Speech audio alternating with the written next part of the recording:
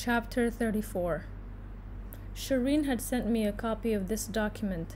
I still have it, and sometimes I still cast a nostalgic and amused glance at it.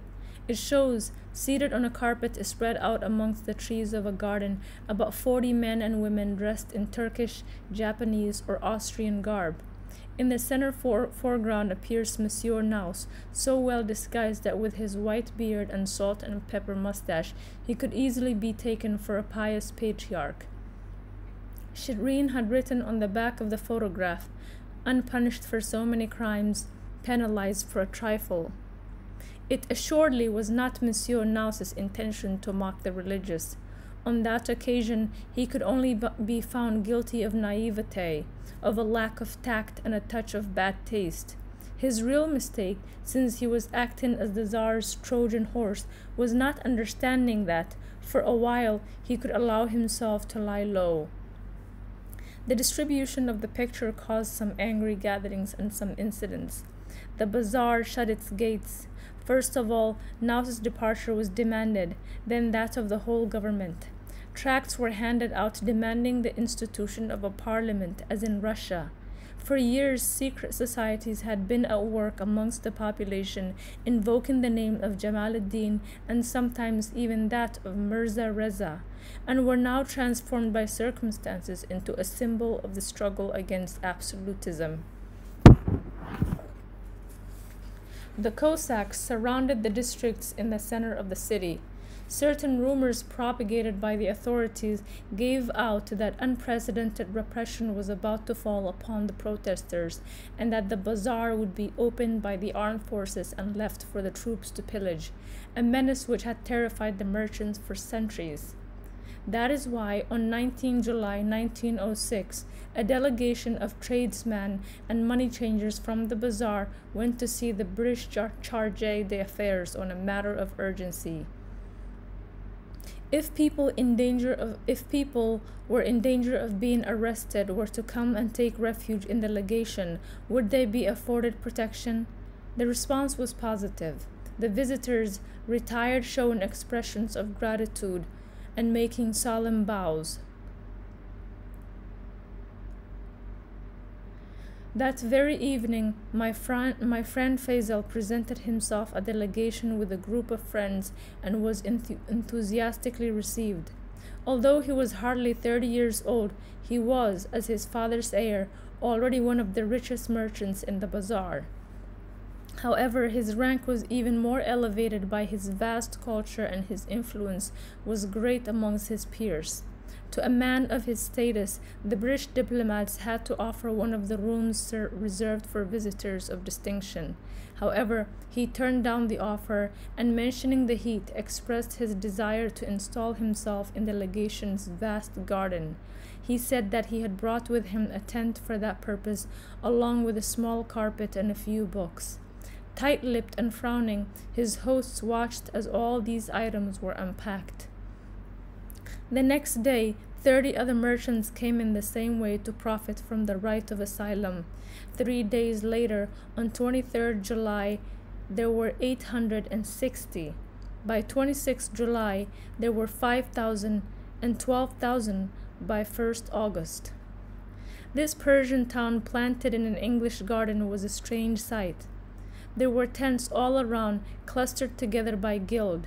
Life there had been speedily organized, with a kitchen being set up behind the guards' pavilion, from which enormous cauldrons were sent around to the different districts, each sitting lasting 3 hours. There was no disorder and very little noise. Taking refuge, or taking bast, as the Persians say, means giving oneself over to a strictly passive resistance in the shelter of a sanctuary, of which there were several in the area of Tehran: the mausoleum of Shah Abdul Azim, the royal stables, and the smallest bast of all, the wheeled cannon in Tabkhan Square. If a fugitive clung to it, the forces of order no longer had any right to lay hands on him. However, Jamaluddin's experience had shown that the powers that be would not tolerate this form of protest for long. The only immunity that they recognized was that of the foreign legations. To the English, every refugee had brought his kalyan and his dreams. From tent to tent, there was a world of difference. Around Faisal was the modernist elite. They were not just a handful, but hundreds of young and old men organized into anjuman, which were more or less secret societies. Their debates raged ceaselessly around the topics of Japan, Russia, and particularly France, whose language they spoke and whose books and newspapers they assiduously read. The France of Saint-Simon, Robespierre, Rousseau, and Waldeck Rousseau. Faisal had carefully cut out the section of the law on the separation of church and state, which had been voted on a year earlier in Paris. He had translated it and handed it out to his friends, and they were now debating it heatedly, albeit in hushed tones, for not far from their circle there was a gathering of mullahs. The clergy itself was divided. One party rejected everything which came from Europe, including the very idea of democracy, a parliament, and modernity. How, they said, could we need a constitution when we have the Quran? To which the modernists replied that the book had left to men the task of governing themselves democratically, since it declared, "Let your affairs be a matter of mutual consent." Cunningly they added that if, upon the death of the Prophet, the Muslims had a constitution organizing the institutions of their embryonic state, they would not have seen the bloody struggles for succession which led to the ousting of the Imam Ali. Beyond the debate on doctrine, the majority of the mullahs nevertheless accepted the idea of a constitution to put an end to the arbitrary nature of royal rule. Having come in their hundreds to take Bast, they delighted in comparing their act to the Prophet's migration to Medina and the sufferings of the people of the people of Hussein, the son of Imam Ali, whose passion is the closest Muslim equivalent to that of Christ. In the legation's gardens, professional mourners, the Ruzza Khawan, recounted to their audience the sufferings of Hussein. People cried, flagellated themselves, and grieved unrestrainedly for Hussein, for themselves, and for a Persia which we astray in a hostile world and had sunk over the centuries into unending decadence. Faisal's friends distanced themselves from these displays. Jamal-ed-Din had taught them to feel disdain for the Ruzza Khawan. They could only listen to them with worried condescension. I was struck by a cold reflection written by Shireen in one of her letters. "Persia is ill," she wrote. "There are several doctors at her bedside, some modern and some traditional, and each one offers his own remedies. The future belongs to him who can effect a cure. If this revolution triumphs, the mullahs will have to turn themselves into democrats. If it fails, the democrats will have to turn themselves into mullahs." For the moment, they were all in the same trench, in the same garden. On 7 August, the legation counted 16,000 bastis. The streets of the city were empty, and any merchant of renown had emigrated. The Shah had to give in. On 15 August, less than a month from the start of the Bast, he announced that elections would be organized to elect a national consultative assembly by direct suffrage in Tehran and indirect suffrage in the provinces.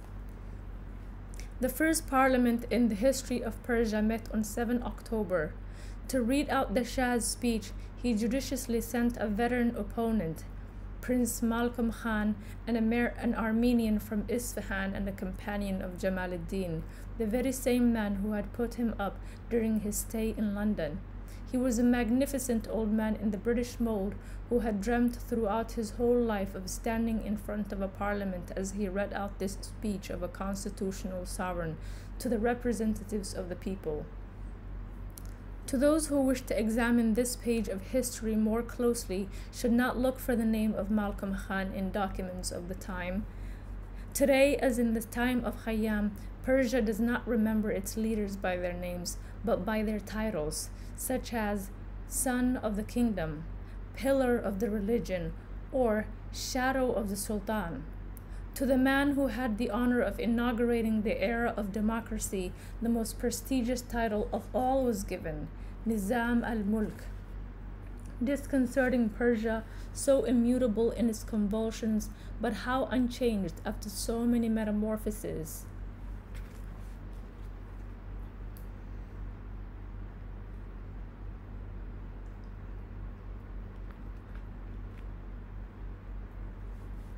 Chapter 35. It was a privilege to be present at the awakening of the Orient. It was a moment of intense emotion, enthusiasm, and doubt. What ideas, both brilliant and monstrous, had been able to sprout in its sleeping brain? What would it do as it woke up? Was it going to pounce blindly upon those who had shaken it? I was receiving letters from readers with anguished requests that I took into the future. They still remembered the Boxer revolt in Peking in 1900, the foreign diplomats who were taken hostage, the troubles the expeditionary force came up against with old Empress, the fearsome daughter of heaven, and they were afraid of Asia. Would Persia be any different? I replied with a definitive yes, putting my trust in the emerging democracy. A constitution had just been promulgated, in fact, as well as a charter of rights for the citizens. Clubs were coming into being every day, as well as newspapers, 90 dailies and weeklies in the space of a few months. They were entitled Civilization, Equality, Liberty, or more pompously, Trumpets of the Resurrection. They were frequently quoted in the British press or the opposition Russian newspapers such as the liberal Rayesh and Sovereign Mir, which was close to the Social Democrats. A satirical newspaper met with the overwhelming success from its very first issue. Its cartoonists' favorite targets were the shady courtiers, agents of the Tsar, and above all, the false zealots.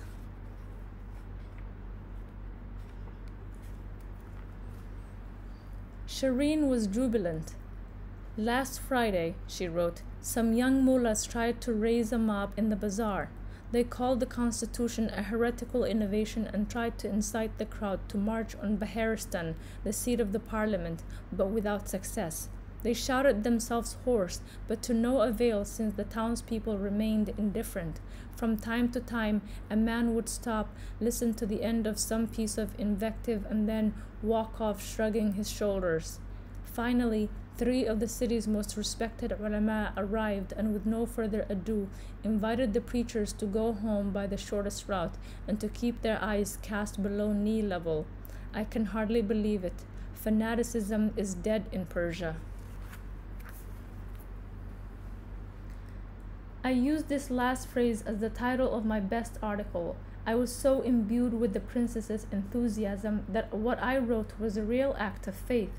The director of the Gazette suggested that I make it more balanced. But the readers approved of my ardor, judging by the ever-increasing number of letters I was receiving. One of them bore the signature of a certain Howard C. Baskerville, a student at Princeton University in New Jersey. He had just received his BA and wanted to go to Persia to observe the events which I was describing. One of his expressions had stopped me in my tracks. I bear the deep conviction that if, at the beginning of this century, the Orient does not manage to wake up, the West soon will not be able to sleep anymore. In my reply, I encouraged him to make this trip and promised to provide him, when he had made his decision, with the names of some friends who would be able to receive him. A few weeks later, Baskerville came to Annapolis to tell me in person that he had obtained the position of a teacher in Tabriz at the Memorial Boys' School, which was run by the American Presbyterian Mission. He was to teach young boys English and science. He was leaving immediately and requested advice and letters of recommendation. I eagerly congratulated him and promised, without thinking too much about it, to stop by and see him should I be in Persia. I was not thinking of going there so soon. It was not that I lacked the desire to do so, but I was still hesitant about making the trip because of the spurious accusations which were hanging over me. Was I not considered an accomplice to a regicide? In spite of the rapid changes which had taken place in Tehran, I feared being arrested at the border because of some dusty warrant and not being able to notify my friends or my legation.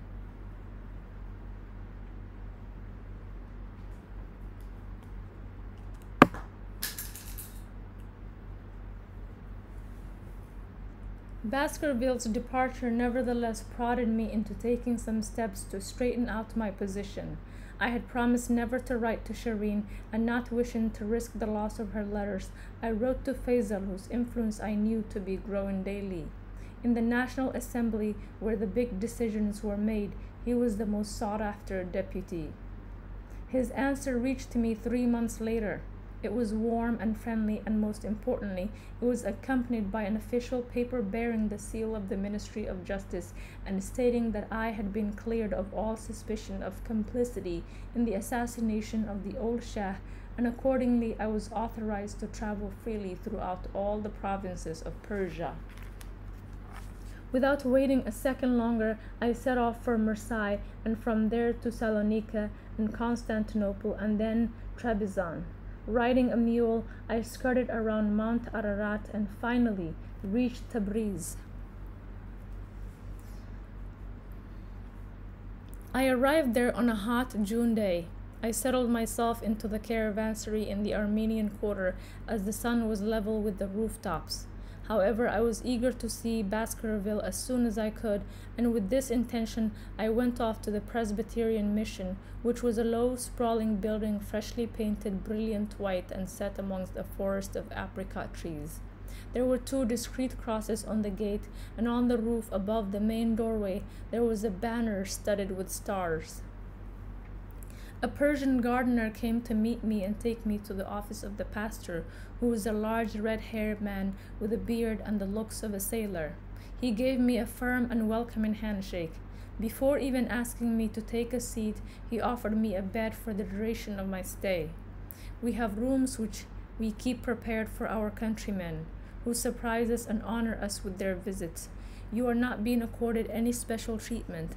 I am just happy to be able to follow a custom which has been practiced as long as this mission has been in existence.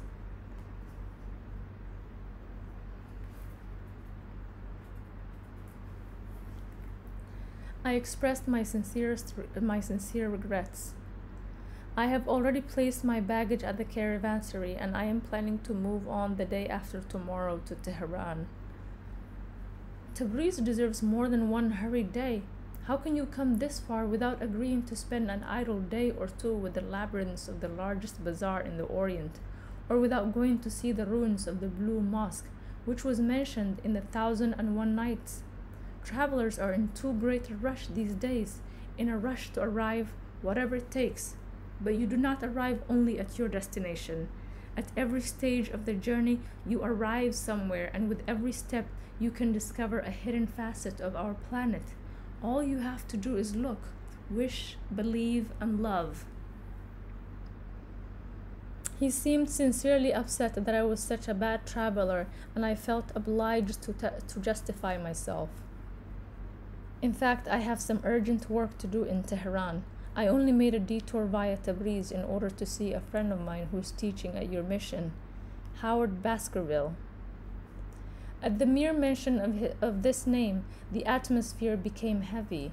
There was no more joviality, animation, or paternal reproach, only an embarrassed look which I took to be evasive and utter silence.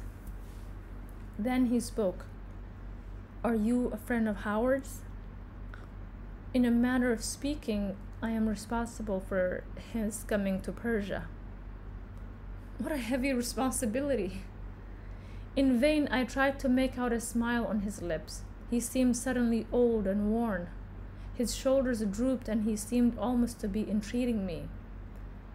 "I have been running this mission for 15 years. Our school is the best in the city, and I go so far as to believe that our work is useful and Christian. Those who take part in our activities have at heart this country's progress. Otherwise, believe you me, nothing would force them to come so far in order to take on an environment which is often hostile. I had no reason to doubt him, but this man's eagerness to defend himself put me off him. I had only been in his office for a few minutes. I had not accused him of anything and had not asked him for anything. I merely nodded politely. He continued, "When a missionary displays indifference towards the difficulties facing the Persians, or when a teacher no longer derives any joy from his students' progress, I strongly advise him to go back to the United States. Sometimes enthusiasm sags, above all with the younger teachers." What could be more human? Having spoken this preamble, the Reverend sat silent and his stubby hands nervously fingered his pipe. He seemed to be having difficulty in finding his words. I thought it my duty to make the task easier for him.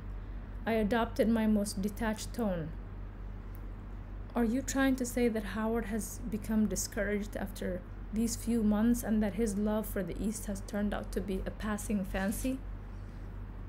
He jumped up. "Good Lord, no, not Baskerville. I was trying to explain what happens occasionally with some of our recruits. With your friend, it is the opposite, and I am infinitely more worried by that. In one sense, he is the best teacher we have ever employed. His students are making wonderful progress. Their parents swear by him, and the mission has never received so many presents, sheep, chicken, halva, all in honor of Baskerville. The problem with him is that he refuses to behave like a foreigner. If he were just happy to dress like the people here, to live on pilau, and to greet me in the vernacular of the country, I would have been happy to smile at all that. But Baskerville is not the sort of man who stops at appearance, and he has thrown himself wholeheartedly into the political battle. In class, he praises the Constitution and encourages his students to criticize the Russians, the English, and the Shah, and the backward-looking mullahs. I even suspect him of being what they call here a son of Adam, that is to say, a member of the secret societies." He sighed.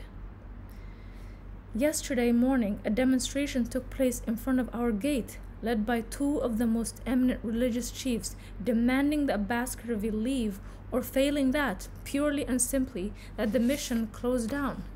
3 hours later, another demonstration broke out in the same spot in support of Howard, demanding that he be kept on. You must understand that if a conflict like this goes on, we will not be able to stay in this city much longer." "I suppose that you have already spoken of this with Howard?" 100 times, and 100 different ways.